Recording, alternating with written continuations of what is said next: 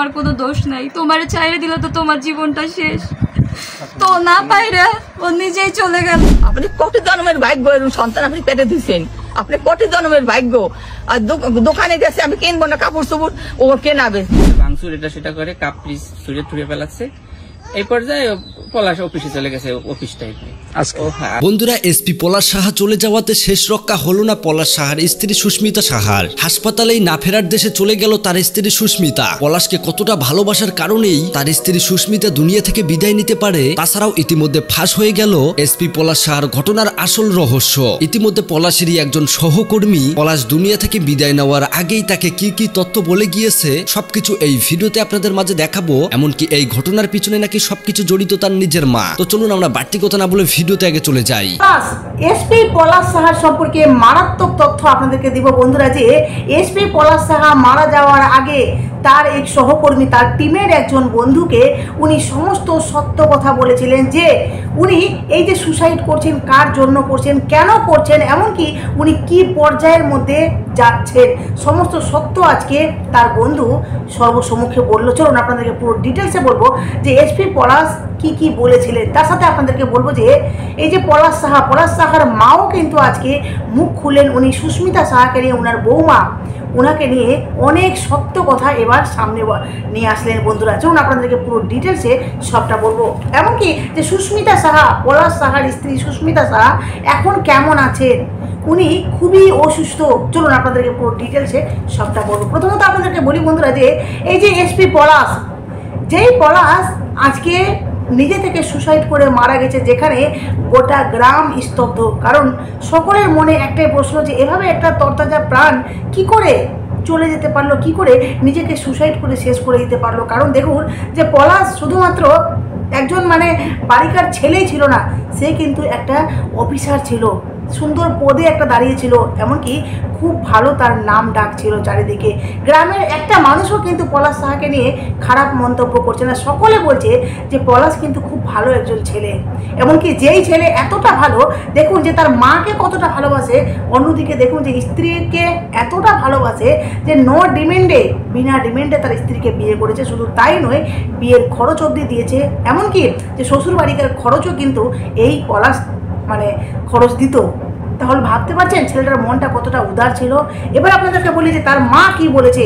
পলাশ সাহার মা মুখ খুলেছে, মারাত্মক কিছু মন্তব্য করেছে। উনি বলেছেন যে আমার যে বৌমা সুস্মিতা সাহার ব্যাপারে বলেছেন, যে সুস্মিতা সাহা এখনো অবধি আমাদের কোনো খোঁজ নেয়নি, এমনকি আমাদের সাথে একবারের জন্য দেখা করতেও আসেনি।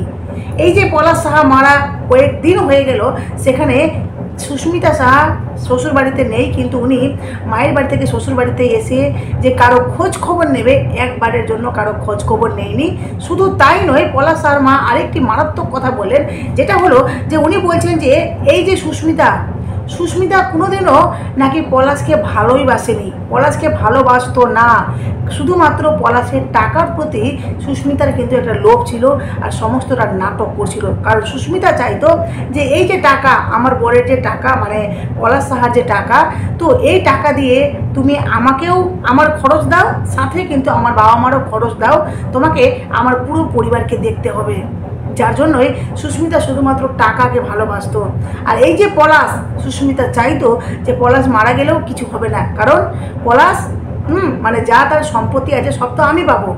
আর পলাশ মারা গেলে, এই যে এখন মারা গেছে যেমনি, সুস্মিতার বয়স যেমনি 20, তো ওনার মা বলছেন যে খুব তাড়াতাড়ি কিন্তু সুস্মিতা বিয়ে করতে চলেছে। আপনারা দেখতে পাবেন যে খুব শিগগির কিন্তু ওই বিয়ে করবে। মারাত্মক কিছু কথা বলেছেন পলাশ সাহার মা। আবার অনেকে বলছেন যে এই সমস্ত কিছু নাকি উনি ছেলের শোকে বলছেন। এবার কতটা সত্য কতটা মিথ্যা সেটা আশা করি আপনারা বিচার করতে পারছেন, কারণ পলাশ সাহার মা কিন্তু এই কথাগুলো বলেছেন। হয়তো সে তার যে বৌমার উপর রেগে এই কথাগুলো বলছেন, বা উনি সত্য কথাগুলো বলছেন। তার থেকে আপনাদেরকে আরেকটি কথা বলি, যে সুস্মিতা সাহা উনি কিন্তু বলেছিলেন যে আমার শাশুড়ি আমাদেরকে কখনো একসাথে থাকতে দিত না, সংসার করতে দেয়নি আমাকে। যেমন যে সুস্মিতা তার স্বামী পলাশ সাহাকে নিয়ে হানিমুনে গিয়েছিলেন, সেখানেও নাকি তার শাশুড়ি গিয়েছিল। তার শাশুড়ি তার সাথে গেছিল এই প্রমাণটা কিন্তু সুস্মিতা আজও অবধি দিতে পারেনি, কারণ সেই ফুটেজ এখনও অবধি ভাইরাল হয়নি বা ফুটেজ সামনে আসেনি, যেখানে আমরা দেখতে পাবো যে সত্যি সত্যি সুস্মিতা আর পলাশের সাথে তার মানে সুস্মিতার শাশুড়ি মানে পলাশের মা গেছে। এটা অনেকে বলছে যে সুস্মিতা নাকি বানিয়ে বলছেন, মানে ওনার প্রতিবেশীগুলো। এবার আপনাদেরকে বলি যে অন্যদিকে পলাশ তার এক বন্ধু সহকর্মীকে মানে টিমের একজনকে বলে গেছে যে মৃত্যুর আগে বেশ কয়েকটি গুরুত্বপূর্ণ কথা বলে গেছে, যেটা হলো তার বন্ধু সোশ্যাল মিডিয়ার মাধ্যমে সমস্ত সত্যটা সামনে এনেছে। উনি বলছেন যে আমার বন্ধু মানে পলাশ আমাকে বলে গেছিল যে আমি বাড়িতে কিন্তু ভালো নেই, আমি মানসিকভাবে বিধ্বস্ত। অনেকে বলে না যে শুধুমাত্র মেয়েরাই নাকি শ্বশুর বাড়িতে মানে নির্যাতন হয় বা মেয়েদেরকে কষ্ট দেওয়া হয়, মেয়েদেরকে সমস্ত কিছু সহ্য করতে হয়, কিন্তু আমি দেখছি বিয়ের পর আমি কতটা কষ্ট পাচ্ছি। ছেলেদেরকেও কষ্ট পেতে হয়, ছেলেরাও কষ্ট পায়, আর ছেলেরাও নির্যাতন হয়।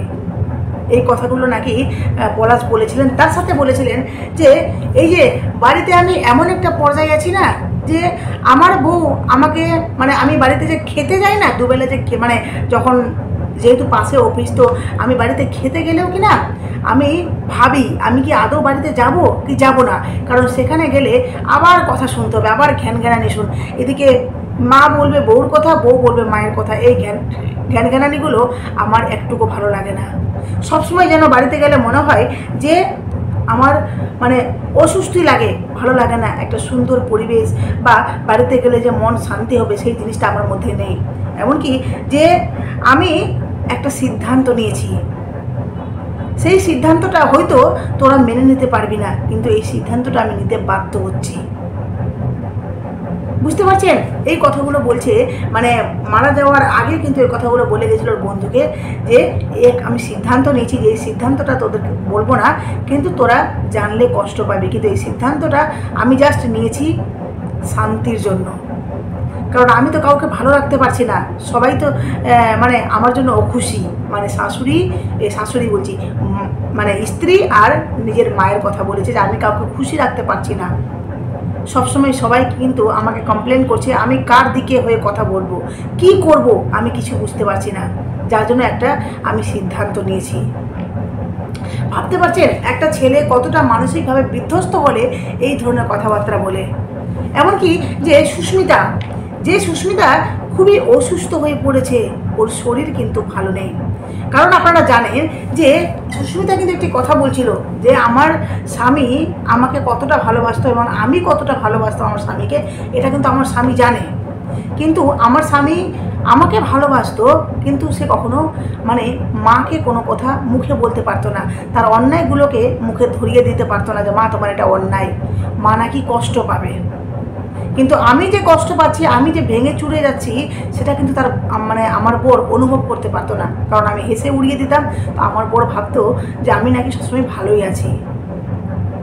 তো এই যে সুস্মিতার শাশুড়ি বলছে যে আমার বৌমা কখনো আমার ছেলেকে ভালোই বাসেনি, কিন্তু এদিকে দেখুন যে জানি না কী কারণে মানে সুস্মিতার বর চলে গেছে তার জন্য, না সুস্মিতা এই যে একটা মানে ধকল গেছে, কান্নাকাটি হেনা তেনা সব কিছুর মাঝখানে, বা বলতে পারেন যে একটা শক, তাই না? এই বয়সে স্বামী চলে যাওয়া চারটেখানি কথা নয়, সেখানে সুস্মিতা কিন্তু মানে অত্যন্ত অসুস্থ হয়ে পড়েছে মেয়েটি।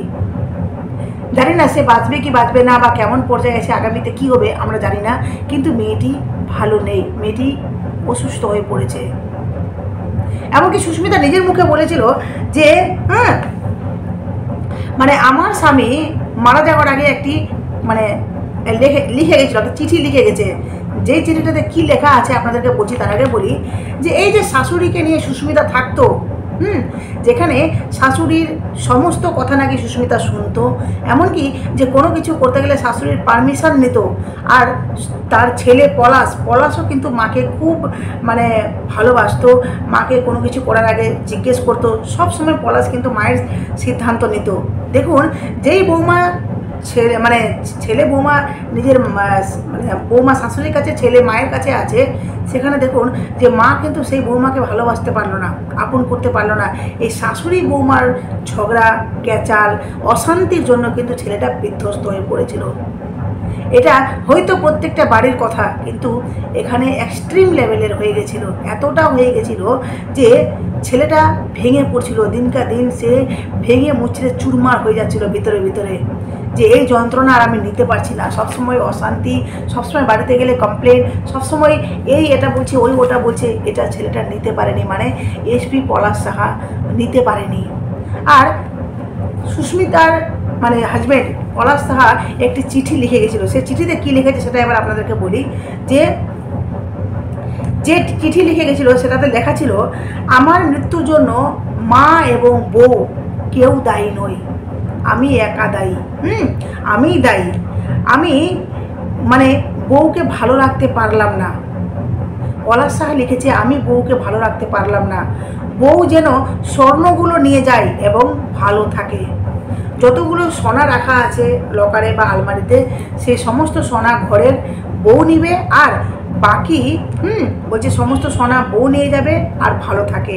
মায়ের দায়িত্ব দুই ভাইয়ের উপর, তারা যেন মাকে ভালো রাখে, আর স্বর্ণ বাদে যা যা আছে সব কিন্তু মায়ের।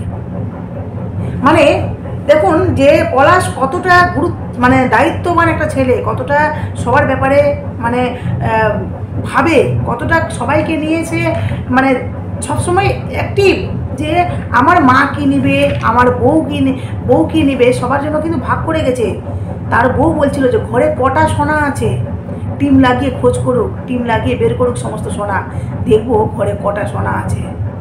সুস্মিতা এই কথাগুলো নিজের মুখে বলেছে স্বামী মারা যাওয়ার পর, যে আমার স্বামী আমাকে বলে গেল যে বউ নিবে সোনা, মানে বউ নিবে স্বর্ণ, তাহলে কতগুলো স্বর্ণ ঘরে রয়েছে, বের করুক, টিম লাগিয়ে বের করুক, আমরা দেখতে চাই। তাহলে বুঝতে পারছেন সুস্মিতার কোথাও না কোথাও টাকা সম্পদের প্রতি একটু লোভ আছে। কারণ যেখানে দেখুন যে স্বামীটাই নেই, সমস্ত কিছু চলে গেছে, সেখানে স্বর্ণ নিয়ে করবেটা কি। তারপরেও কিন্তু সুস্মিতা বলছে যে স্বর্ণ আমার জন্য শুধু স্বর্ণ রেখে গেছে, কটা স্বর্ণ আছে। যাই হোক, এই পর্যায়ে এসে সুস্মিতা এই কথাগুলো বলছে। এমনকি যে সুস্মিতার যে ভাসুর মানে পলাশ সাহার দাদা, ওও কিন্তু একটি মারাত্মক কথা বলেছে, যেখানে বলছে যে আমার ভাই কিন্তু দুজনকে ভালোবাসতো, মাকেও ভালোবাসতো অতিরিক্ত হারে, বউকে ভালোবাসতো অতিরিক্ত হারে। এটা একদম সত্য যে সে খুবই ভালোবাসতো তার পরিবারকে, কিন্তু তার পরিবার তার কখনো ভালোবাসাটা বুঝতেই পারেনি। যে সবসময় কমপ্লেন করলে একটা ছেলে মানসিকভাবে ভেঙে পড়ছে, সে বিধ্বস্ত হচ্ছে, সে কষ্ট পাচ্ছে যে আমার বউ ভালো নেই, আমার মাও ভালো নেই। তো সেখানে সে বলছে যে এত ভালোবাসতো, যার জন্য মায়ের ভুলগুলো সে মাকে কখনো ধরিয়ে দিতে পারতো না, এমনকি স্ত্রীকে কোনো কিছু ভুল দেখলে সে স্ত্রীকেও বলতে পারতো না, যার জন্য কিন্তু সে ভেঙে পড়েছিল।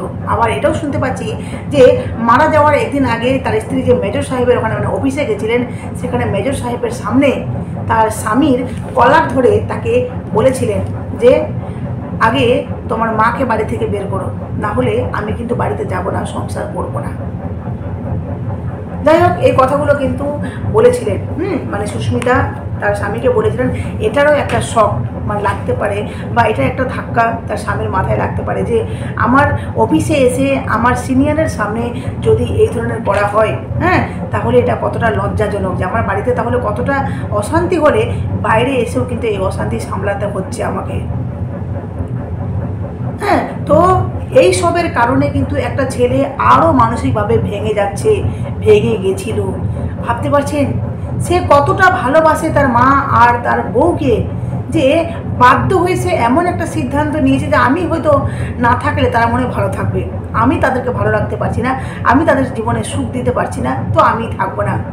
যখন নিজেকে শ্যুট করছে, সে কতটা কষ্ট, কতটা বেদনা নিয়ে নিজেকে শ্যুট করেছে।